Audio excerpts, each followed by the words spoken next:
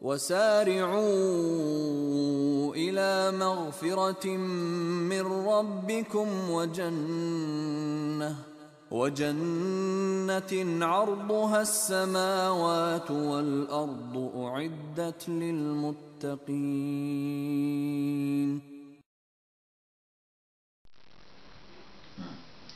بسم الله الرحمن الرحيم. الحمد لله رب العالمين. والصلاة والسلام على أشرف الأنبياء والمرسلين سيدنا محمد وعلى آله وأصحابه أجمعين من بعد. Esselamu Aleyküm ve Rahmetullahi ve Berekatuhu. Evet kardeşler, xahiş etdilər ki, bir-iki dənə söz nəsiyyət kimi edeyim. Ümumiyyətlə, nəsiyyət mühümdür. Peyğəmbər sallallahu aleyhi ve sellem buyurub ki, din nəsihətdir. Və insan ümumiyyətlə nəsiyyətə ehtiyacı olur. Kim olsun. Yəni, nəsiyyətə ehtiyacı var. Və müsəlmana nəsiyyət etmək müsəlmana haqqındandır. Yəni, müsəlmanın başqa müsəlman qardaşının qarşısında haqlarından biridir. Və təbii ki, mövzu çoxdur. Ən əsaslanlar odur ki, yəni, ən birinci Allah qorxusu. Allah qorxusu mühümdür. Yəni, əməlləri xalis onun üçün eləmək. Çünki bu məsələdə boşluq çoxdur. Yəni, Allah qorxusu zəifləyib. Allah qorxusu da zəifləyəndə nə olur? Günahlar çoxalır. Həmçində ixlas da zəifləyib. Yəni, hər bir işin Allah üçün olmağı. Yəni, görürsən ki, çox vaxt görürsən, insan eləyir kiməsə görə, özünü göstərmək üçün və ya nəyisə görə. Yəni, bu artıq ibadətə xələldir, boşluqdur. Ona görə yəni, niyyəti saflaşdırmaq lazımdır, təmizləmək lazımdır. Və əsas da qəlbi əməllərə fikir vermək lazımdır ki, qəlbi əməllər düzəlməsə, zahirə əməllərə heç bir faydası olmayacaq Allah Taala qarşısında. Və mühüm məsələlərdən həmçinin qardaşlar, əməllərimizə fikir vermək, əxlaqa fikir vermək, evdə münasibət, qonşuyla münasibət, qohumla münasibət. Yəni, bunlar bizdən tələb olunur. Yəni, müsəlman əsas odur ki, əməli xalis olsun, Allah üçün və adil olmaq lazımdır. Adil olmaq lazımdır, hətta düşmənlə. Ona görə İbn Teymiyyə Rahimehullah məsələn deyir ki, hətta əgər kafirlər məsələn Muhammed sallallahu aleyhi ve sellem söylərsə, o demək deyil ki, biz İsa aleyhisselamı söyləyirik. Və ya məsələn Rafisilər Ömər ibn Xattabı söylərsə, o demək deyil biz Əli ibn Əbi Talibi söyləyirik. Və ya başqa.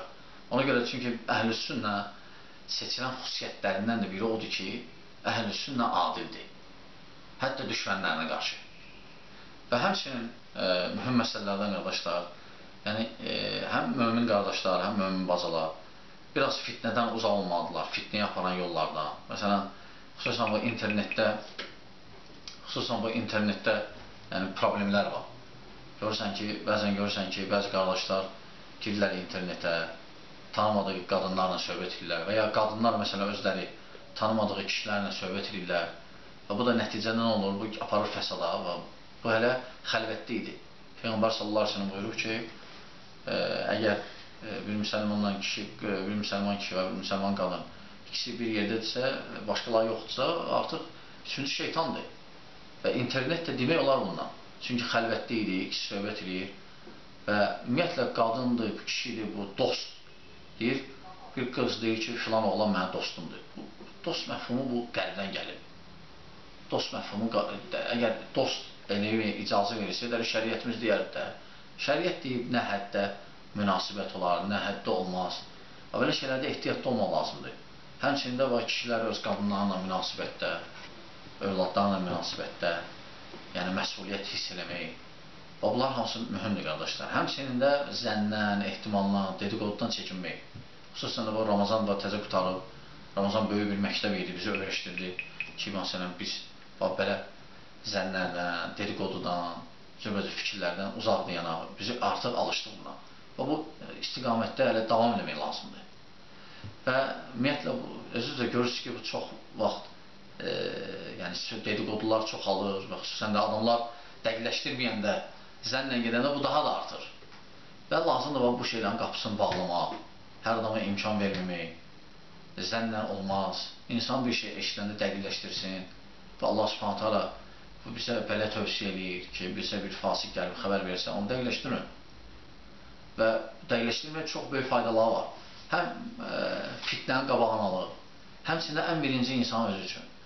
Çünki dəqiqləşdirəndə nə olur? İnsan günaha getmir. Çünki dəqiqləşdirməyəndə zənnə qaparsan, zənn də günahdır. Düzdür, bəzi zənnlər əgər açıq aydın dəlillər varsa, onda eləmək olar. Amma başqa cür zənnlər var, xüsusən də zənnlərin çoxsu günah da olmaz. Ona görə Allah Taala buyurur ki, zənnlə getməyin və bəzi zənnlər günahdır. O zənnlər yalnız ki, hələ dedikodudur, eşidib nə gəldi danışsan, sən də təkrarlayırsan və günah da günah gətirir. Səhv gətirir. Ona görə lazımdır ki, insan salih əməllərə görə sünnənə əməl eləyə. Bir sünnənə əməl eləyəndə təbii ki, xeyrə əməl eləyəndə xeyrə səbəb olacaq. Şərə əməl eləyəndə şərə səbəb olacaq. Ona görə bu istiqamətdə geçsin inşallah, onda salamat qalacaq birinci özümüz və sonra ətrafımız. Və bunlar mühümdür qardaşlar, bacılar və çalışın bacılar da xüsusən də bu qeybət məsələlərdir, dedikodudur, indi kişilər də dala qalmır bu məsələlərdə. Allahdan qorxmaq lazımdır, qorxun Allahdan. Məsələn, ərdə olan bacılar əllərinə tabi olsunlar, evin sirrini məsələn bayra çıxartmasınlar, övlada tərbiyyəyə ciddi fikir versin. Həmçinin ərlər də öz qadınlarına yaxşı davransınlar, adil olsunlar, zülm eləməsinlər. Bu istiqamətdə geçsin, çünki cəmiyyət evlərdən ibarətdir, ev salamat olsa, yəni görürsən bu təsir, bayır da salamat olacaq. Belə bu qıssa, onsuz da bunları bilirsiniz, sadəcə sizə təkrarladım. Allah Subhanahu taala buyurur ki, təkrarlamaq möminlərə fayda verər və bu qədər Allah Subhanahu taala bizə eşit faydalardan etsin. Əssalamu aleykum və rəhmətullah və bərəkatuhu.